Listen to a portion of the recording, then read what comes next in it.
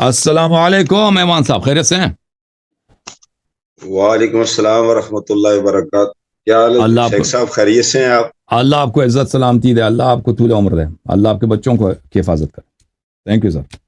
جزاک اللہ جی، بہت شکریہ. آواز ٹھیک آ رہی ہے شیخ صاحب؟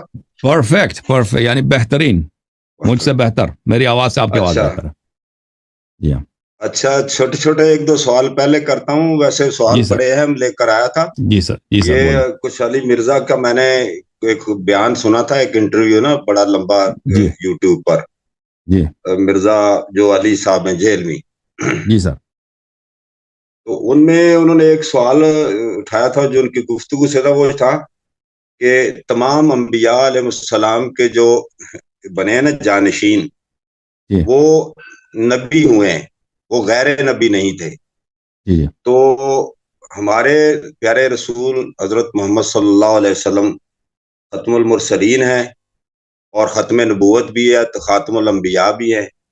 تو ان کا غیر نبی ہونا یہ کیسے، یہ درست نہیں ہے. کبھی کسی کی، جو کہتے ہیں نا کہ پہلے انبیاء کا بھی کوئی غیر نبی جی ہاں. جانشین نہیں ہوا، ہم. یہ سوال اس نے اٹھایا تھا. اس پر آپ کیا ارشاد فرمائیں جی گے، کیا دیکھیں، کہیں گے؟ پہلے انبیاء کا یہ تھا کہ ان کے پاس نبی تھے نا، ان کے بعد نبوت کا دروازہ بند نہیں ہوا تھا. لیکن ہمارے نبی صلی اللہ علیہ وآلہ وسلم کے بعد دیکھیں، ان کے سب انبیاء کے جانشین جو تھے سب منسوس تھے. پہلی بات یہ ہے، ہر نبی کا جانشین لوگ نہیں بناتے، اللہ بناتا ہے ان کا جانشین. ہر نبی کا جانشین کون ہے؟ اللہ بناتا ہے، لوگ نہیں بناتے. لوگوں کے مشورے سے نہیں ہوتا، اللہ بناتا ہے. پھر وہ معصوم ہوتا ہے. پھر اس کے پاس نبی صلی اللہ، وہ جو نبی دنیا سے گزرا ہے، اس کی شریعت کی علم ہوتی ہے، اس کا وہ وارث ہوتا ہے، اس نے وہ اپنا علم اس کو منتقل کر دیتا ہے، اور وہ نبی بھی ہوتا ہے. لیکن پرانے جو انبیاء تھے ان کے بعد نبوت کا دروازہ بند نہیں ہوا، نبوت کا باب کسی بند نہیں ہوا. ہمارے نبی صلی اللہ علیہ وسلم کے عظمت کے خاطر، ان کے احترام اور تکریم کے لیے اللہ تعالیٰ نے فرمایا ان کے بعد کوئی نبی نہیں آئے گا، کوئی نبی نہیں آئے گا. تو ان کے بعد کوئی نبی نہیں آئے گا. لیکن ان کے بعد جو شخص ہوگا، بقیہ جو صفات ہیں وہ تو اس سے حذف نہیں ہوگا، جو کہ اللہ کی جانب سے وہ منسوس ہو، وہ معصوم ہو. کیونکہ جو بھی شخص دنیا سے چلا جاتا ہے، اس کی جگہ جو بیٹھتا ہے اس کی کوالیفیکیشنز ہونی چاہیے. اگر وہ معصوم تھا تو یہ بھی معصوم ہے، اگر اس کے پاس سب چیزوں کا علم تھا اس کے پاس بھی ہونا چاہیے. اور پھر یہ امیر المؤمنین علیہ الصلاۃ والسلام میں نبی بننے کا استحقاق بالکل تھا، کہ اگر اللہ کسی کو نبی بناتے ہمارے رسول صلی اللہ علیہ وسلم کے بعد، اگر یہ دروازہ اللہ تعالیٰ بند نہ کرتا رسول اللہ صلی اللہ علیہ وسلم کی تعظیم کے خاطر، تو وہ بالکل امیر المؤمنین علیہ الصلاۃ والسلام میں نبی بننے کا استحقاق تھا. اس کی دلیل کیا ہے؟ اس کی دلیل حافظ ملا علی القاری نے اپنی کتاب مرقات المفاتیح میں لکھا. یہ مرقات المفاتیح فی شرح مشکات المصابیح ہے، جلد نمبر 11، چاپ منشورات محمد علی بیضون دار الکتب العلمیہ. کتاب چھپی ہے سنہ 2001 میں، 2001 ملاحظہ فرمانا. یہاں پر حدیث ہے رسول اللہ صلی اللہ علیہ وآلہ وسلم سے. سعد بن وقاص نے کہا کہ رسول صلی اللہ علیہ وسلم نے کہا انت منی بمنزلت ہارون من موسیٰ الا انہ لا نبی بعدی، کہ آپ مجھ سے وہی مقام رکھتے ہیں جو ہارون علیہ السلام کو موسیٰ سے حاصل تھا، مگر یہ ہے کہ میرے بعد کوئی نبی نہیں ہوا کرتا، تو کوئی نہ سمجھے کہ آپ نبی ہیں. تو اس حدیث کی شرح میں فرماتے ہیں حافظ ملا علی القاری، یہ حنفی بھی ہیں اور محدث بھی ہیں، مجتہد بھی ہیں. وفیہ ایماء الی انہ لو کان بعدہ نبی لکان علیا، یہ نبی صلی اللہ علیہ وسلم کا فرمان کہ آپ کا مجھ سے وہی مرتبہ ہے جو ہارون کو موسیٰ سے تھا. ہارون نبی ہے، ہارون خلیفہ بھی ہے موسیٰ علیہ السلام کا. تو فرماتے ہیں کہ اس میں واضح دلالت ہے رسالت پناہ صلی اللہ علیہ وسلم کا، کہ فرماتے ہیں کہ امیر المؤمنین علیہ الصلاۃ والسلام کو وہ مقام حاصل ہے کہ اگر ہمارے سردار انبیاء صلی اللہ علیہ وسلم، خاتم الانبیاء صلی اللہ علیہ وسلم کے بعد کوئی نبی ہوتے لکان علی، یہ امیر المؤمنین علیہ الصلاۃ والسلام ہوتے. اوکے سر جی. بہت شکریہ سر جواب دینے کا. ایک یہ ہے کہ آپ نے ابھی گفتگو ہو رہی تھی حضرت عائشہ صدیقہ رضی اللہ تعالیٰ عنہا کے بارے میں، تو آپ ام المومنین ان کو گردانتے ہیں، مانتے ہیں نا؟ پھر میں سوال فریم کروں گا. ہاں جی، میں آپ کی خدمت میں عرض کروں کہ یہ ہم شیعہ مذہب کے متعلق اس جی ہاں میں آپ کو بتاتا ہوں جی، بات پوری امت کی، جیسے امہات المومنین کہا ہے، تو یہ پوری جو امت ہے مسلمان، ان کی ماں تو متصور ہوئی نا. تو دیکھیں ہمارے نزدیک امہات المومنین کا کیا مطلب ہے. ایک حرمت نکاح ہے، وہ تو بالکل وہ تو ثابت ہے کہ نبی صلی اللہ علیہ وسلم کے وفات کے بعد کوئی بھی ان کے کسی زوجہ سے نکاح نہیں کر سکتا. دوسری جو مطلب ہے، یہ شرافت کا مقام ہے کہ کوئی شخص اگر نبی صلی اللہ علیہ وسلم سے اس کا اتنا قریبی رشتہ ہو جاتا ہے کہ وہ ان کے نکاح میں آ جاتا ہے کوئی عورت، تو یہ بہت عظیم مقام ہے، بہت بلند مقام ہے.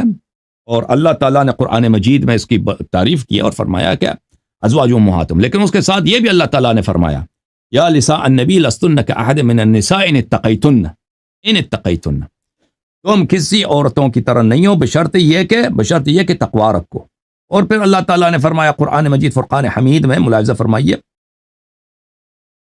یا نساء النبی، ملاحظہ یہ قرآن کی آیات ہیں، قرآن کی آیت سب صحیح ہیں، اس طرح نہیں کہ کچھ آیتیں صحیح ہیں کچھ آیتیں کو ہم نہیں مانتے.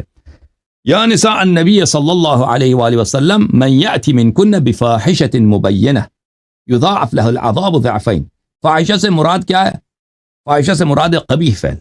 میں زنا نہیں کر رہا، زنا فاحشہ سے مراد یعنی قبیح فعل، جو بھی قبیح ہے. بھئی آپ کسی مومن کے منہ پہ تھوک لو، یہ فاحشہ ہے، ٹھیک ہے نا.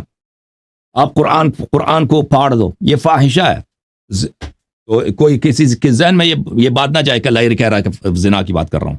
میں کہہ رہا ہوں کہ یہ قرآن مجید کہہ رہا ہے یا نساء النبی صلی اللہ علیہ وآلہ وسلم، اے نبی کی بیویوں، ازواج، من یأتی منکن، جو آپ میں سے بہت ہی واضح قبیح عمل بجا، فاحشۃ مبین، بہت ہی واضح قبیح عمل بجا لائے، یضاعف لها العذاب ضعفین، اس کے عذاب کیا ہوگا؟ ڈبل ہوگا. وکان ذلک علی اللہ یسیرا، یہ اللہ کے لیے بہت ہی آسان ہے، یہ اللہ کے لیے بہت آسان ہے. اچھا، اب جب یہ پتہ چلا تو کیا عائشہ کے متعلق شیعوں کا کیا عقیدہ ہے کہ ام المؤمنین کہلانے کا لائق ہے یا نہیں ہے؟ جہاں تک حرمت نکاح ہے تو ہم کہتے ہیں کہ وہ حرمت نکاح تو ثابت ہی ہے. جہاں تک شرافت کی بات ہو رہی ہے تو اس کی میں آپ کو بتاتا ہوں کہ شیعہ موقف اس کے متعلق کیا ہے. میں کچھ روایت آپ کو دکھا دوں. آپ کے ریفرنس تلاش کرنے کے دوران یہ ایک اور چھوٹا سا ضمن سوال ہے کہ جب امہات المومنین تو قرآن سے ثابت ہے، تو پھر اسی طرح جو بھی کلمہ گو مسلمان ہیں ان پر آپ کی جو اعتراض یا آپ کی جو تنقید جو بھی ہے آپ رکھتے ہیں اس کے لیے دلیل، تو اس لحاظ سے ام المومنین ہونے کے ناطے تمام امت پر ان کا اکرام واجب نہیں ہے؟ واجب ہے، بالکل ہوتا اگر یہ نہ ہوتا اگر جو میں آپ کو دکھانے لگا نہ ہوتا. یہ کتاب ہے ارشاد القلوب لشیخ ابو محمد الحسن بن محمد الدیلمی، منشورات الرضی قم مقدسہ میں یہ کتاب چھپی ہے سنہ 1412 ہجری میں. یہاں پہ ملاحظہ فرمائیے، بہت ہی لمبی حدیث ہے رسول اللہ صلی اللہ علیہ وسلم کے وفات کے وقت، جو پیغمبر کے جو وصایا ہیں، کئی صفحات پہ یہ آگے جاتا ہے. صفحہ یہ اس کی شروع آغاز ہے صفحہ نمبر 321 میں، اور یہ مطلب یہ 15 صفحوں کے بعد، یہ بہت ہی لمبی حدیث ہے. آ جاتا ہے رسول اللہ صلی اللہ علیہ وآلہ وسلم نے امیر المؤمنین علیہ السلام کو مرتے ہوئے یہ وصیت کیا، یا علی اوصیک بہن فامسکنا ما اطعنا اللہ واطعنک. یا علی، میں اپنی بیویوں کا میں آپ کو اپنی بیویوں پر اپنا جانشین بناتا ہوں، اپنا خلیفہ بناتا ہوں اپنی بیویوں پر، کہ ان کا دیکھ بھال کرنا اور ان کو رکھنا، ان کا دیکھ بھال کرنا، ما اطعنا اللہ واطعنک، جب تک وہ اللہ کی طاعت میں اور آپ کی طاعت کر رہی ہیں. وانفق علیہن من مالک، اور اپنے مال سے ان پہ خرچہ کیا کریں، ان کا خرچہ آپ دیا کریں، ان کا جو خرچہ بنتا ہے، میرے 9-10 بیویاں جو ہیں. وامرہن بامرک، اور ان کا جو بھی آپ صلاح سمجھیں ان کو حکم دیا کریں، یہ کرو یہ نہ کرو، اپنی میرے بیویوں کو آپ حکم چلائیں ان پہ. اچھا، وانہن اما یریبک، اور جو بات آپ مناسب سمجھیں ان کو منع کریں. وخل سبیلہن ان عصینک، اور طلاق دے دیں ان کا. آپ کو یہ حاصل ہے میرے بات کہ میری کسی بھی بیوی کو ام المؤمنین کی درجہ سے آپ ساقط کریں، ان کو طلاق دے دیں اگر وہ آپ کی معصیت کریں. فقال علی علیہ السلام، امیر المؤمنین علیہ السلام نے کہا یا رسول اللہ انہن نساء وفیہن الوعف وضعف الرأی. امیر المؤمنین علیہ السلام نے کہا یا رسول اللہ آپ مجھے بہت باری ذمہ داری دے رہے ہیں، یہ خواتین ہیں اور ان میں ایسے لوگ بھی ہیں جن میں جن کی عقل کم ہے اور جن کی جو ان کے رائے میں، ان کے فکر میں کمزوری ہے، سستی ہے. رسول اللہ صلی اللہ علیہ وآلہ وسلم نے کہا ارفق بہن ما کان الرفق امثل. رسول اللہ صلی اللہ علیہ وسلم نے کہا کہ ان سے مہربانی کرو جب تک مہربانی بہتر کام ہے، جب تک ان سے محبت کرنا، مہربانی کرنا اور شفقت دکھانا یہ بہتر ہے تو شفقت ہی دکھاتے رہو. فمن عصاک منہن فطلقها طلاقا یبرأ اللہ ورسولہ منها. اگر ان میں سے کوئی آپ کی معصیت کرے تو ان کو طلاق دے دو، اور وہ طلاق ہے کہ اس کے بعد اللہ بھی اس سے بری ہے اور رسول صلی اللہ علیہ وسلم بھی اس سے بری. اچھا، یہ کتاب ہے بحار الانوار، جلد نمبر 28، چاپدار احیاء تراث العربی. انہوں نے بھی اسی حدیث کو نقل کیا ہے ارشاد القلوب سے، اسی الفاظ کے ساتھ جب میں نے آپ کی خدمت میں نقل کی ہے، صفحہ نمبر 107 ہے. اچھا، یہ کتاب ہے الاحتجاج للطبرسی رحمت اللہ علیہ، جزء اول. یہاں پر صفحہ نمبر 384 ہے، حدیث نمبر 77 ہے. حضرت امام محمد باقر علیہ السلام کی حدیث ہے انہو لما کان یوم الجمل، جب جنگ جمل پیش آیا، وقد رشق حودج عائشہ بالنبل، اور عائشہ کا جو ہودج تھا، اونٹ ہے نا، اونٹ کے اوپر وہ ہودج بناتے ہیں نا، ایک چھوٹا سا کمرہ جیسا ہوتا ہے، ان لوگوں نے لوہے کا بنایا تھا، بہت اس کو اتنے تیریں لگی تھیں تو وہ بالکل تیروں سے وہ بالکل فل ہو گیا تھا. ہودج پہ امیر المومنین علیہ السلام کے لشکر نے اس پہ تیر برسائے تھے اس اونٹنی پر، کہ اس کا جو ہودج تھا بالکل تیروں سے فل تھا، وہ تیر ہی تیر تھے اس پہ. اچھا، لیکن اس کو خود صدمہ نہیں پہنچا تھا، شاید مثلا خون ہوا تھا ایک دو جگہ، زیادہ نہیں ہوا تھا کیونکہ اس لوہے کا تھا وہ جو ہودج تھا. فقال امیر المؤمنین علیہ السلام واللہ ما ارانی الا مطلقها، واللہ ما ارانی الا مطلقها. امیر المؤمنین علیہ السلام فرمایا اس وقت اللہ کی قسم میں آیا جس کو طلاق دے دوں گا. فانشد اللہ رجلا سمع من رسول اللہ صلی اللہ علیہ وسلم یقول. پھر امیر المؤمنین علیہ السلام نے کہا کہ کھڑے ہو جاؤ یہاں پہ صحابہ، میں قسم دیتا ہوں جنہوں نے پیغمبر سے یہ حدیث سنی ہے وہ کھڑے ہو جائیں، شہادت دے دیں. پیغمبر نے فرمایا یقول یا علی امر نسائی بیدک من بعدی، یا علی میری بیویوں کا اختیار میرے بعد آپ کے ہاتھ میں. لما قام فشہد، جس نے بھی یہ سنا کھڑا ہو جائے. قال فقام 13 رجلا فیہم بدریان فشہدوا، 13 صحابی کھڑے ہو گئے کہ ہم نے یہ سنا ہے پیغمبر سے. اس میں 2 بدری صحابی تھے، باقی 11 جو تھے غیر بدری تھے. انہوں نے شہادت دی انہم سمعوا رسول اللہ صلی اللہ علیہ وآلہ وسلم، کہ انہوں نے رسول اللہ صلی اللہ علیہ وسلم کو سنا ہے یقول لعلی بن ابی طالب علیہ السلام، کہ رسول اللہ صلی اللہ علیہ وسلم نے علی علیہ السلام سے فرمایا یا علی امر نسائی بیدک من بعدی، کہ میرے عورتوں کی جو اختیار ہے میرے بعد آپ کے اختیار میں. فبکت عائشہ عند ذلك حتى سمعوا بکا، عائشہ اپنے ہودج میں، جب عائشہ نے یہ گفتگو سنی تو عائشہ رونے لگی اپنے ہودج میں، اس کی آواز باہر لوگوں نے سن لیا کہ عائشہ رو رہی ہے. فقال علی علیہ السلام لقد انبأنی رسول اللہ صلی اللہ علیہ وآلہ بنبأ، فقال، علی علیہ السلام نے کہا کہ رسول اللہ صلی اللہ علیہ وسلم نے مجھے خبر دیا تھا، فرمایا تھا ان اللہ تعالی یمدک یا علی یوم الجمل ب5,000 من الملائکۃ مسومین. یا علی، اللہ تعالیٰ جنگ جمل کے دن 5,000 فرشتہ بھیجے گا آپ کی مدد کے لیے، آپ کی نصرت کے لیے، اور ان کے سر پہ علامت، ان کے چہروں پہ علامت ہوں گے ملائکہ کے. اچھا، تو یہاں پہ امیر المؤمنین علیہ السلام نے قسم کہا ہے کہ میں اس کو طلاق دے رہا ہوں، تو وہ اپنے قسم پہ ایسے نہیں ہے کہ وہ اپنے قسم کو توڑ دیں گے، اپنے قسم پہ عمل نہیں کریں گے. اچھا، اس کے علاوہ میں آپ کی خدمت میں عرض کروں، یہ کتاب کمال الدین و تمام النعمہ شیخنا الصدوق رحمۃ اللہ علیہ، یہاں پر ملاحظہ فرمائی، یہ صفحہ نمبر 454 ہے. یہ سعد بن عبداللہ قمی کا واقعہ ہے. سعد بن عبداللہ قمی بہت بڑے عالم تھے، امام حسن عسکری علیہ السلام کے زمانے میں رہتے تھے. وہ کہتے ہیں کہ میرا ایک واسطہ پڑا ایک ناصبی سے، اس سے مناظرے ہوتے تھے. اس ناصبی بڑا ہی سخت سوالات کرتا تھا مجھ سے. اس نے جملہ سوالات میں سے یہی کیا تھا کہ عائشہ تو ام المؤمنین ہے، تم کیا تصدیق کرتے ہو ام المؤمنین ہے یا نہیں ہے؟ تو میں پھنس گیا کہ میں اس کے جواب کیا دے دوں. تو میں چلا گیا سامرہ حضرت امام حسن عسکری علیہ السلام کے بارگاہ میں اور عرض کیا کہ مولا مجھے کچھ سوالات ہیں، جواب چاہیے. تو امام علیہ السلام نے کہا کہ میرے فرزند امام عصر علیہ السلام سے پوچھو. تو امام عصر علیہ السلام وہاں تھے تو میں نے ان سے یہی پوچھا، میں آپ کو دکھاتا ہوں، یہ آگے جا کر صفحہ نمبر 359 میں،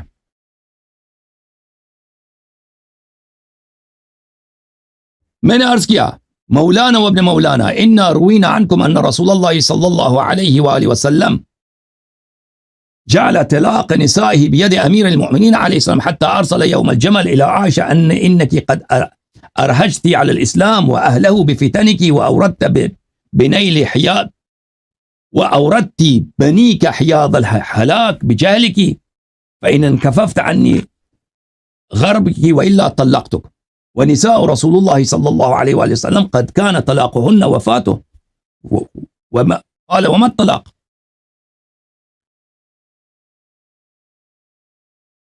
قلت تخلیۃ السبیل. تو میں نے پوچھا کہ رسول اللہ صلی اللہ علیہ وسلم نے جو امیر المومنین علیہ السلام کو بتایا کہ روز جمل کہ جو بھی میرے ازواج میں سے آپ کی اطاعت نہ کریں ان کو آپ طلاق دے سکتے ہیں، یہ طلاق تو وفات کے ساتھ طلاق حاصل ہو جاتی ہے، طلاق حاصل ہو جاتی ہے. یہ کون سی کس طلاق کی بات ہو رہی ہے کہ پیغمبر صلی اللہ علیہ وسلم فرماتے ہیں اس کے طلاق آپ کے ہاتھ میں. امام عصر علیہ الصلوۃ والسلام نے فرمایا ان اللہ تقدس اسمہ عظم شأن نساء النبی صلی اللہ علیہ وآلہ فخصہن بشرف الامہات. اللہ تعالیٰ نے قرآن مجید میں ازواج نبی صلی اللہ علیہ وسلم کے مقام کو بہت بلند کیا، ان کو کہا کہ امہات المؤمنین ہیں. فقال رسول اللہ یا ابا الحسن ان هذا الشرف باق لهن ما دمن للہ علی الطاعة. یہ شرف جو امہات المؤمنین کا جو شرف ہے، طلاق کا مطلب ہی یہی ہے کہ آپ ان کو امہات المؤمنین کے درجے سے ساقط کریں گے. یہ شرف اس وقت تک ہے کہ یہ اللہ کی طاعت پہ باقی رہیں. فَأَيَّتَهُنَّ عَصَتِ اللَّهَ بَعْدِ بِالْخُرُوجِ عَلَيْكَ. میرے بیویوں میں سے جو بھی اللہ کی معصیت کرے اور آپ پہ خروج کرے، آپ کے خلاف فوج نکالے، فَأَطْلِقْهَا فِي الْأَزْوَاجِ وَأَسْقِطْهَا مِنْ شَرَفِ أُمُومَةِ الْمُؤْمِنِينَ. تو ان کو ازواج کی شرافت سے نکال دے اور ان کو امومت المؤمنین، ام المؤمنین کے درجے سے آپ ساقط کریں. تو شیعوں کا کیا موقف ہے ازواج امہاتہم کے متعلق؟ یہ صرف حرمت نکاح پہ دلالت نہیں کرتا، شرافت پر بھی دلالت کرتا ہے، وجوب احترام پہ بھی دلالت کرتا ہے. لیکن اس کے ساتھ ایک شرط ہے، جب تک یہ طاعت میں باقی رہے، اللہ کی طاعت پہ باقی رہے. اور اللہ تعالیٰ نے رسول اللہ صلی اللہ علیہ وسلم نے یہ حق امیر المؤمنین علیہ السلام کو دیا تھا کہ اگر کوئی زوجہ طاعت سے نکل جائے تو اس کو ام المؤمنین کی شرافت سے وہ نکال دے، اور امیر المؤمنین علیہ السلام نے کام کر دیا ہے. ان کے قسم میں نے آپ کو دکھا دی. جی سر، ہمارے یہ موقف ہے. جی سر، اجازت ہے کوئی اور بھی سوال؟ جی سر، بسم اللہ سوال کریں.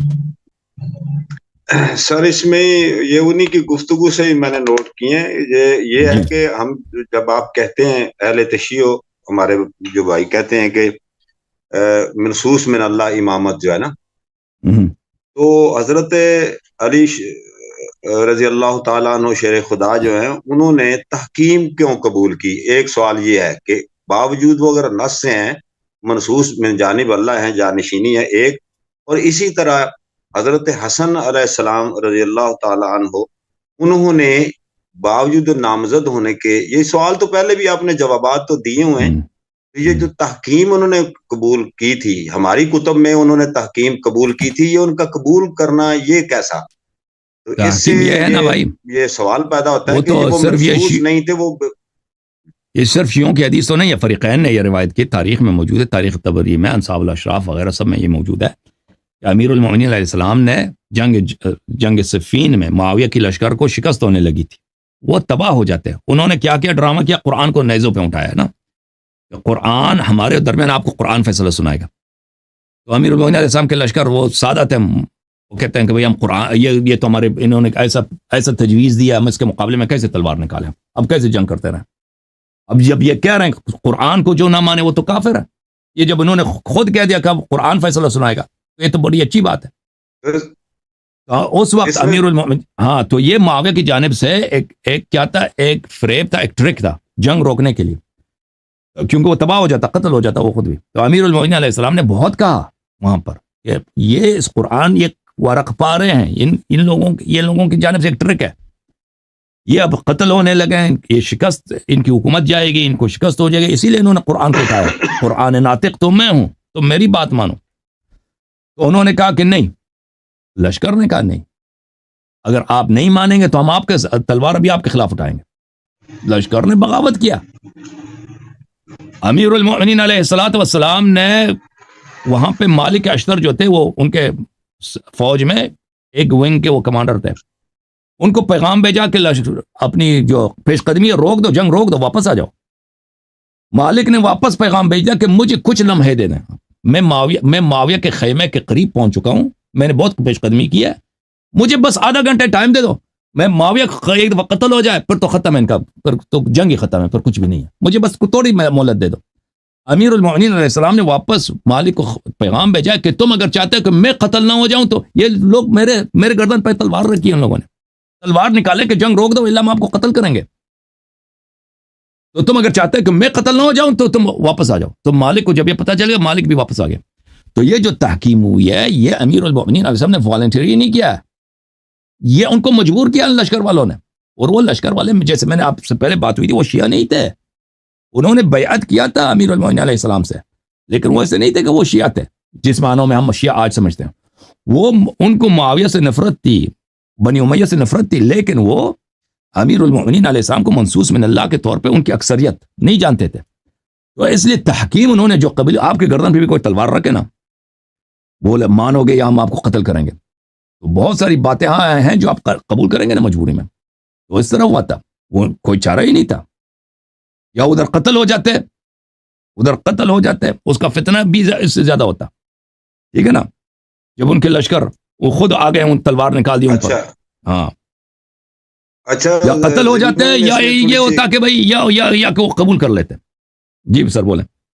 جی وہ سر یہ ہے کہ یہ قرآن مجید میں آیت ہے نا جس کا مفہوم ہے کہ دو گروہ جب آپس میں لڑیں تو ان کی یعنی کہ صلح کرائی جائے، اگر نہیں کوئی باز آتا تو پھر اس کے خلاف جو ہے نا قیام کریں، جہاد کریں، جو غلطی پر ہے اور اس کو برباد کریں، یعنی اس کا معنی ہے یہ ان کو ختم کریں۔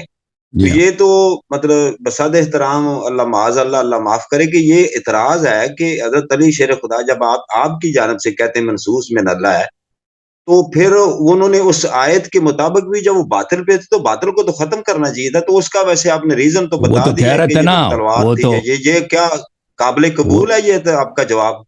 وہ تو کہہ رہے تھے کہ جنگ کرو، وہ تو نہیں مان رہے تھے نا، انہوں نے کب کہا ہے کہ تحکیم کو مان لیتے ہیں؟ ان کا امیر المؤمنین علیہ السلام کی صفین میں فتح 100% ہو گیا تھا، معاویہ خود بھی قتل ہوا، یہ پورے لشکر تباہ ہوتا ہے جیسے جمل والے تباہ ہو گئے۔ انہوں نے ڈرامہ یہ کیا، قرآن نیزوں پہ اٹھایا، جب قرآن نیزوں پہ اٹھایا ہے تو لشکر والوں نے لڑنے سے انکار کیا، انہوں نے کہا کہ لڑو لڑو لڑو، لیکن وہ نہیں مان رہے، الٹا کہہ رہے کہ اگر آپ نے جنگ نہیں روکا تو ہم آپ کو قتل کریں گے۔ اچھا سر، یہ ایک آخری کر کے پھر کیونکہ کالر بہت، یہ حضرت زینب علیہ السلام جو ہیں ان کو اہل بیت سے کیوں خارج کیا مبالغہ کے وقت، یہ سوال تھا۔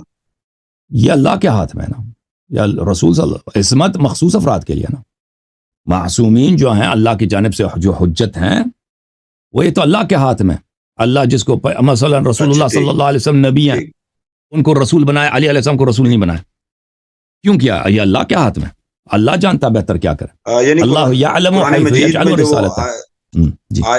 آیت مباہلہ کے وقت آپ نے چادر میں لیا، حضرت زینب کو نہیں لیا۔ اچھا آگے چلتے ہیں، ایک آخری سوال کر کے ختم کرتے ہیں کہ یہ قرآن مجید میں جو اصطلاح ہے اہل بیت کی، یہ آپ بتائیں گے کہ پہلے جو اس کی اصطلاح استعمال ہوئی ہے بیت سے کیا مراد ہے، اس سے مراد کون کون لوگ ہوتے ہیں؟ بیت سے مراد کیا ہے یہ دیکھنا ہوگا نا، بیت سے مراد، بیت سے نہیں سر، اہل بیت سے مراد قرآن مجید میں یہ لفظ یہ قرآن کی آیات میں استعمال ہوا ہے، حضرت نوح علیہ السلام نے کیا، دیگر انبیاء نے کیا، تو اس سے مراد ان کی ازواج اور ان کی بیٹے اور یہ گھر والے ہوتے تھے، اور جو حضرت علی شیر خدا ہیں حضرت قرار رضی اللہ تعالیٰ عنہ، وہ حکمن اہل بیت میں، جیسے کہ حضرت سلمان فارسی تھے یا حضرت دوسرے تھے زید بن حارثہ تھے، تو یعنی کہ قرآن کی اصطلاح کے مطابق اہل بیت سے مراد بیٹے، بیٹیاں اور ازواج مطہرات، یہ حکمن داخل ہے باقی جو سلمان فارسی اور اجازت دیں کیا فرمائیں گے آپ؟ اب پہلی بات یہ ہے کہ قرآن نے خود کہہ دیا انہ لیس من اہلک. حضرت نوح علیہ السلام کے متعلق فرمایا کہ آپ کے بیٹا آپ کے اہل بیت میں سے نہیں. انہ لیس، حالانکہ وہ اس کا بیٹا تھا، حرامی بھی نہیں تھا، وہ مثلا وہ حرام زادہ ونستجیر باللہ، وہ حلالی بھی تھا. انہ لیس من اہلک انہ عمل غیر صالح. یہ جو ہے اس کا کیونکہ وہ کافر ہے، یہ آپ کا اہل بیت میں سے نہیں ہے. اور کس کو بولا ہے آپ کے اہل میں سے ہیں؟ جناب سارہ کو بولا، سارہ کو بولا ہے. نبی اللہ ابراہیم علیہ السلام کی جو زوجہ ہیں سارہ، سورہ ہود میں فرمایا وامرأته قائمة فضحكت فبشرناها بإسحاق ومن وراء إسحاق يعقوب قالت بل يا ويلتى ألد وأنا عجوز وهذا بعلي شيخا. اس کے بعد جبرائیل علیہ السلام نے کہا کہ رحمت اللہ وبرکاتہ علیکم اہل البیت. یہ حضرت سارہ جو اہل بیت میں سے کہا گیا ہے، یہ اس لیے ہے کہ ملاحظہ فرمائیے اس کے چچا کی لڑکی تھی. یہ جناب ابراہیم علیہ السلام کے چچا کی لڑکی تھی. یہ تفسیر الطبری جامع البیان عن تأویل آیہ القرآن الجزء الثانی عشر. یہ القول فی تأویلہ وامرأتہ قائمة فضحکت. یہ امرأتہ سارہ، امرأہ کون ہے؟ سارہ بنت ہاران بنت ناحور بن ساروغ وہی ابنت عم ابراہیم. یہ ابراہیم علیہ السلام کی کیا ہے؟ چچا کی لڑکی. یہ چچا کی لڑکی، ٹھیک ہے نا. اب لفظ اہل جو ہے، اہل یہ مضاف ہے، بیت مضاف الیہ ہے. بیت سے کیا مراد ہے؟ بیت سے مراد اگر دیکھیں، بیت سے مراد گھر، یعنی اگر بلڈنگ ہو، بلڈنگ گھر جو سٹرکچر ہوتا ہے اس میں تو سب آ جاتے ہیں بھائی. اس میں اگر خادم بھی ہے وہ بھی اسی گھر میں رہتا ہے نا، غلام بھی رہتا ہے، خچر بھی ہے اس میں. اگر گھر میں کوئی مرغی وغیرہ بھی رکھتا ہے، بلی وغیرہ انسان رکھے، وہ بھی اہل بیت میں آ جاتا ہے، گھر میں رہنے والے، گھر میں رہنے والے. لیکن اگر اس بیت سے مراد کوئی اور چیز ہے، اس بیت سے مراد کوئی اور چیز ہے، بیت النبوہ، بیت العصمہ، تو پھر یہ تو ایک دوسرا معنی ہے کہ بیت سے یہ، اور یہ عربی زبان میں بہت ہی شائع ہے. یہ کہتے ہیں یہ علم کا گھرانہ ہے، یعنی یہ یا مثلا یہ نبوت کا گھر ہے، یہ عصمت کا گھر ہے، یہ امامت کا گھر ہے. یہ عربی زبان میں بہت شائع ہے. اگر اس طرح کہیں تو پھر وہ گھر میں جو بھی رہتا ہے اس میں نہیں آ جاتے، خاص افراد آ جاتے ہیں، خاص افراد آ جاتے ہیں. اور یہی معنی ہے کہ رسول اللہ صلی اللہ علیہ وآلہ وسلم نے خاص افراد کو کملی کے نیچے جمع کیا بار بار، اور فرمایا یہ میرے اہل بیت یہ ہیں. وَإِلَّا اگر گھر میں رہنے والے ہوتے تو گھر میں تو بہت سارے لوگ رہتے تھے نا. گھر میں جیسے میں نے عرض کیا، خادم، غلام، وہ فضہ، بہت سارے لوگ رہتے تھے وہاں پہ، اور ازواج بھی رہتی ہیں، بہت سارے لوگ رہتے ہیں، وہ تو پھر سب آ جاتے ہیں. تو اس کا مطلب یہی ہے کہ رسول اللہ صلی اللہ علیہ وسلم کے نزدیک اس بیت کا ایک اور مفہوم ہے. وہ مفہوم اسٹرکچر کا نہیں ہے، بلڈنگ کا نہیں ہے. بیت السکنہ جس میں انسان سکونت اختیار کرتا ہے، وہ مراد نہیں ہے. یہ بیت نبوت ہے، بیت عصمت ہے. جی سر. آخری بس ذہن میں ایک سوال آ گیا، وہ یہ ہے کہ جن روایات سے خبر احاد سے آپ اعتراض کرتے ہیں، تنقید کرتے ہیں شیخین کے اوپر، خلیفہ اول دوم سوم پر، تو اسی طرح کی وہی باتیں حضرت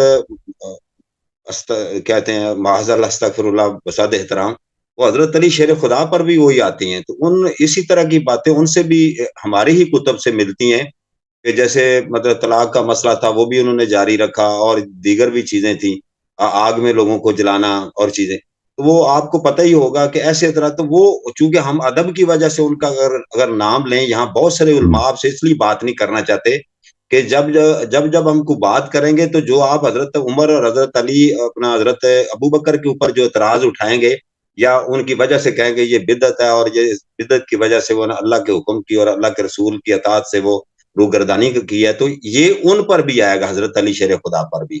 تو اس لیے ہم اس وجہ سے ان کے ساتھ بات کرنے سے گھبراتے ہیں. تو عرض آپ کی خدمت میں یہ ہے اور پھر لوگ چرچا لوگ پھر چرچا کریں گے، اور یہاں ہمارے پاکستان میں قوانین بھی ایسے ہیں اور پچھلے ایسے ہیں کہ اگر ہم کوئی بھی کسی صحابہ یا خلفاء راشدین یا اصحاب جو رسول صلی اللہ علیہ وسلم کی بات میں اگر کوئی بات کریں تو شدید سخت قسم کی سزائیں ہیں. تو اس سے ہم نہیں ایسا بات کرنا چاہتے، جس سے ہمارے اہل تشیع کی دل آزاری ہو کہ آپس میں کوئی تفرقہ اور آپس میں لڑائی جھگڑا بن جائے اور ادھر اور ہی کوئی مسئلہ کھڑا ہو جائے. تو اس لحاظ سے وہ پھر وہ باتیں کہتے ہیں ہم نہیں کرتے, آپ سے مناظرہ نہیں کرنا چاہتے. آپ کے علماء کو بخوبی پتہ ہے کہ ایک فرقے کی کتابیں جو ہیں دوسرے فرقے پہ حجت نہیں ہوا کرتی. اگر یہ ہوتا تو میں تو صرف یہ کتابیں پڑھتا آپ کے لیے نا, تو میں تو صرف یہ کتابیں پڑھتا کہ دیکھو ابو بکر عمر امام نہیں ہیں, دیکھو ان کے کرتوت یہ ہیں, اہل بیت علیہ السلام اللہ کے پیارے ہیں, اور یہ معصوم ہے اور یہ اللہ کے حجت ہے. میں آپ کی کتابوں سے اس لیے نقل کرتا ہوں کہ آپ اپنی کتابوں کو صحیح کہتے ہو اور ان کو حجت مانتے ہو, اور آپ ہی کی کتابوں میں ایسی باتیں ہیں آپ کے خلفاء کے متعلق کہ وہ اس کا جواب آپ لوگ نہیں دے سکتے.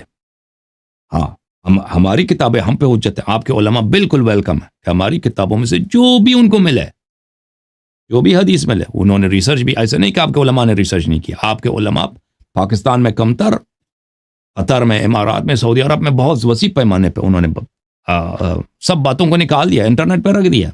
کسی کتابوں میں یہ باتیں ہیں, بالکل وہ باتیں آپ نکال دیں. ہم اگر جواب نہیں دے سکے تو بالکل آپ کا اعتراض صحیح ہے. تو یہ تو آپ یہ تو نہیں کہہ سکتے اگر آپ کی کتابوں میں اہل بیت اطہار علیہم الصلوۃ والسلام کے متعلق غلط باتیں ہیں تو یہ اہل بیت پہ کوئی عیب نہیں ہے, آپ کی کتابوں پہ عیب ہے. جو رسول پاک صلی اللہ علیہ وآلہ وسلم کے اہل بیت ہیں کہ رسول اللہ صلی اللہ علیہ وسلم نے فرمایا کہ یہ قرآن کے ساتھ ہیں, یہ قرآن ان کے ساتھ, یہ کبھی قرآن سے الگ نہیں ہوگے, اگر ان کے اتباع کرو گے کبھی گمراہ نہیں ہوگے. اور پھر انہی سے غلط کہ انہوں نے غلط باتوں کا حکم دیا ہے, انہوں نے غلط کام کیے ہیں, تو پھر یہ تو نبوت بھی باطل ہو جاتی ہے اس سے. ٹھیک ہے نا, وہ تو آپ کی کتابوں پر کا عیب ہے اور وہ ہم پہ حجت ہی نہیں, ہم آپ کی کتابوں کو کہاں مانتے ہیں. ٹھیک ہے نا, آپ کے علماء اگر ادھر آ جائیں اپنی کتابوں سے استدلال کرنا شروع کر دیں, ان کو بخوبی پتہ ہے کہ آپ جب مناظرے کے لیے آتے ہیں ایسی دلیل لے کے آتے ہیں کہ وہ جانب مقابل اس کو قبول کرے, بولے یہ بات حق ہے. اگر آپ ایسی چیز کو لے کے آئیں کوئی جانب مقابل اس کو کہتا ہے یہ اساس ہی سے جھوٹ ہے, تو وہ تو دلیل کے طور پہ آپ پیش نہیں کر سکتے. ٹھیک ہے نا, یہ بات ہوتی تو ہم سب یہودی بن جاتے بھائی, کیونکہ یہودی اپنے کتاب لے کے آئے, اپنی دین اپنی کتاب سے تو وہ ثابت کر سکتا ہے نا. یہودی بھی, ہندو بھی ثابت کر سکتے ہوں گے. میں نے ہندو کتابیں نہیں پڑھی ہے, ہندوؤں کے کتابوں میں وہ کچھ ہوگا نا ان کے بھگوان کے متعلق کہ بھگوان حق ہیں, وہ اپنی کتابیں لے کے آئے, سب مسلمان ہندو بن جائیں. وہ تو بھائی وہ تو طریقہ کار ہی نہیں ہے. اپنی کتاب لے کے آؤ, دلیل وہ لے کے آؤ جو مشترک ہو, جو دونوں طرف قبول کریں یا حداقل جانب مقابل کے لیے قابل قبول ہو. ہم نے حافظ عمر صدیق صاحب سے بات کی تھی, تو بس یہ آخری جملے 2-3 کر, تو وہ کہتے ہیں ہم ٹکٹ دیتے ہیں, سب کچھ دیتے ہیں, آپ پاکستان میں آ جائیں, دبئی میں آ جائیں, یہ ادھر آپ کو خطرہ ہے تو چائنا میں آ جائیں, چیلنج قبول کرتے ہیں, ٹکٹ بھی ہم دیں گے. نہیں, وجہ کیا کہ آن لائن بات نہیں کر سکتے نا, کوئی وجہ ہمیں بتائے نا قابل قبول. میں نے تو ویسے عرض کی تھی کہ میں نے کہا میں درمیان میں ہو جاؤں گا, ایک آدمی بے شک ان کا بھی بیٹھ جائے گا, ان کا آپریٹر بھی, تو ایسی کوئی بات نہیں. میں نے ایک بات کرائی بھی تھی حضرت, میں کیا علامہ صاحب ہمارے لاہور کے ہیں, تو اگر کرنا چاہے تو ایسی کوئی بات نہیں, آپ کو پورا ٹائم ملے گا. جہاں بھی اگر کوئی ایسی بات ہوگی دیکھیں, وہ کہہ رہے تھے کہ وہ کسی کنٹری میں پہلے ہمیں بتائیں نا, اس طرح ہوتا ہے کتابیں سامنے ہوں, کتابیں سامنے, بالکل کتابیں سامنے ہوں گے. وہ جو شرط رکھتے ہیں ہمیں منظور ہے, جو بھی شرط رکھتے ہیں آن لائن مناظرہ کے لیے ہمیں منظور ہے. وہ زیادہ وقت لینا چاہتے ہیں, کہتے ہیں وہ اس طرح بات کرو, اس طرح بات کرو, آن لائن وہ مانے نہیں, بس اجازت دیں. جو شرط رکھتے ہیں وہ اپنا ثالث لے کے, آپ ان کے لیے ثالث بن جائیں. جو بھی شرط رکھتے ہیں ہمیں منظور ہے, لیکن یہ بتائیں کہ ہمیں آن لائن مناظرہ کیوں نہیں ہو سکتا. دیکھیں یہ جو کہتے ہیں تم سفر کرو, یہ ان کی جانب سے ایک بہانہ ہے, کیونکہ مناظرہ نہیں کرنا چاہتے, کیونکہ ان کو پتہ ہے کہ سفر کرنا کتنا مشکل ہے. آپ کو پتہ ہے جس آدمی کے چھوٹے بچے ہیں, آپ کو خود پتہ ہے اس کا کام ہے, اس نے بہت سارے ہزاروں کام ہوتے ہیں, ایک ملک سے دوسرے ملک بلا وجہ ایسے چلے جاؤ, اور پھر اس طرح نہیں ہے بھائی کہ مثلا ہم چائنا میں آگے مل گئے, تو وہاں پہ دیکھو جس طرح ہم ابھی آمنے سامنے گفتگو کرتے ہیں, ہماری سارے باتیں میری آپ کو سنائی دیتی ہیں, آپ کی باتیں مجھے سنائی دیتی ہیں, اور کوئی چیز یہاں پہ سب سامنے. اس طرح کا ارینجمنٹ کرنا چائنا میں, یعنی کیمرے ہوں, اس طرح اسٹوڈیو کا برقرار کرنا, یہ بہت ہی مشکل کام ہے. آپ سمجھتے ہیں کہ جو آپ دیکھیں جو مساجد میں جو مناظرے ہوتے ہیں ان کی آڈیو کوالٹی اچھی نہیں ہوتی, پتہ نہیں چلتا وہ کیا کہہ رہے ہیں. جو کتابیں دکھاتے ہیں وہ ناظرین کو نہیں پتہ چلتا کہ وہ کتابیں کیا ہیں. وہ آپس میں ایک دفعہ جھگڑا شروع ہو جاتا ہے, چلانا شروع ہو جاتا ہے دونوں سائڈ سے, ٹھیک ہے نا. پھر ان کو خاموش کرانے میں کتنا ٹائم لگتا ہے مناظرے والے جب کرتے ہیں, وہ فضول باتوں میں کتنا ٹائم ضائع ہوتا ہے, گھنٹوں کا. یہ سب باتیں جو ہیں آن لائن مناظرے میں نہیں ہے. آن لائن مناظرے میں دو فریق ہیں اور ایک ثالث ہوگا. ثالث ہم مان لیتے ہیں عمر صدیق صاحب جس آدمی کو چاہے, آپ ہمارے بزرگ ہیں, آپ ہمارے طرف سے بالکل میں آپ کو قبول کرتا ہوں, آپ ثالث بن جائیں. اگر وہ کہتے ہیں ایک اور آدمی بھی آ جائے آپ کے ساتھ, وہ بھی مجھے منظور, جو شرط بھی رکھتے ہیں منظور ہے. چائنا آ جائے کہنے کا کہتے ہیں ہم چائنا آ جاتے ہیں, ہم لاہور آ جائے, لیکن پہلے یہ بتائیں, کوئی عقلائی وجہ بتائیں کہ آن لائن مناظر کیوں نہیں ہو سکتا. اگر ایک چیز کھانا اس طرح کھا سکتے ہیں نا, بولا مجھے دیکھیں یہاں سے کھانا کھا سکتے ہیں, تو یہ پیچھے سے گھوم کے 4 دفعہ منہ میں رکھنے کا کیا فائدہ؟ جب ہو سکتا ہے, ممکن ہے, تو یہ ایک بہانہ ہے ان حضرت کا. پہلے ہمیں بتائیں وہ کہ کیوں نہیں ہو سکتا. آپ کو پتہ ہے, مجھے پتہ ہے, سب کو پتہ ہے آن لائن مناظرہ یہ آسان ہے, یہ ممکن ہے, باعث حرج بھی نہیں ہے. یہ سفر کرنا ایک ملک سے دوسرے ملک, یہ جانا یہ بہت ہی مشکل کام ہے. یہ آسان نہیں ہے کہ بھئی آپ 4-5 آدمی کے ساتھ 1000 کتابیں کو کیس میں رکھ کے نا وہ کتابیں لے کے آنا, آپ کو پتہ کتنا مشکل کام ہے. آپ 10 کتاب ایک بیگ میں رکھ دو کتنا بھاری ہو جاتا ہے. اب آپ 100-200 کتابیں لے کے آ جاؤ دبئی میں, یہ آسان کام نہیں ہے. یہ بھائی ان کو بولیں کہ آپ جو کہہ رہے ہیں نا, یہ ایسے چیز کی تجویز دے رہے ہیں جو بہت مشکل کام ہے, وہ بہت سارے لوگوں کے بس میں نہیں ہے. لیکن پہلے آپ ہمیں سمجھا دیں بھائی, آپ آ جائیں, ایک دفعہ آ جائیں نا, وہ آ جائیں, ہم گفتگو کرتے ہیں اسی موضوع پہ گفتگو کرتے ہیں ایک دفعہ عمر صدیق صاحب سے. یہ سب لوگوں کو کیسے, مجھے بالکل پتہ ہے کہ یہ لوگوں کے نہیں کہہ سکتے. اگر ادھر آ جائے نا اسی تجویز کو, یہ اتنا غیر عقلائی ہے, غیر منطقی ہے کہ یہ 2 عاقل آدمی 2-3 عاقل آدمی کے سامنے اس تجویز کو رکھ ہی نہیں سکتے. وہ پرائیویٹ میں بیٹھ کے اس طرح کہہ سکتے ہیں, لوگوں کے سامنے نہیں کہہ سکتے, کیونکہ اس کا ایکسپلینیشن ہی نہیں, اس کا کوئی جواز ہی نہیں اس طرح سخت شرط رکھنے کا. بہرحال اللہ تعالیٰ آپ کو جزائے خیر دے. شیخ آپ تھک گئے ہیں, اللہ پاک آپ کو جزائے خیر دے, آپ روزے سے بھی ہیں, اللہ پاک بہت شکریہ ٹائم دینے کا. اللہ آپ کو عزت دے. السلام علیکم ورحمۃ اللہ وبرکاتہ. علیکم السلام ورحمۃ اللہ تعالی وبرکاتہ. میں بہت ہی عزت کرتا ہوں طارق صاحب کا, یہ بڑے مخلص آدمی, اللہ تعالیٰ کو جزائے خیر دے. یہ کوئی نہ کہتے کہ بھائی شیعہ ہیں, ہم اس لیے تعریف نہیں کرتے کہ یہ شیعہ ہیں, یہ اس لیے کہ بڑے مؤدب آدمی ہیں, بڑے باتہذیب آدمی ہیں, بڑے سمجھدار آدمی ہیں, عاقل آدمی, اللہ نے ان کو حکمت دی ہے.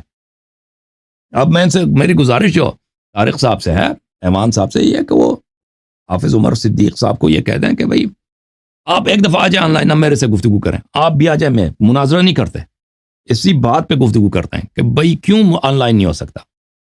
آپ کسی اور چینل میں نشر کرنا چاہیں بالکل نشر کریں, ہم نہیں روکیں گے. بھائی آپ 100 چینل میں اس کو بیک وقت نشر کریں لائیو, ہمیں کوئی سٹاپ نہیں کریں گے. آپ کہہ دیں کہ بھئی میرے یہ شرائط ہیں, جو بھی شرط رکھتے ہیں ہمیں منظور ہے, ابھی سے کہیں آپ کی شرائط سب منظور ہیں. آپ ثالث کسی کو رکھنا چاہتے ہیں امپائر, وہ بھی ہمیں منظور ہے بھائی, ٹھیک ہے نا. لیکن تم اتنا مشکل نہ بناؤ کہ ایک چیز جو لقمہ ہم یہاں سے کھاتے ہیں اس کو کہتے ہو کہ 10 دفعہ سر کے گرد گھما کے پھر ادھر سے پیچھے سے لا کے کھا لو. وہ نہیں کر سکتے بھائی ہم.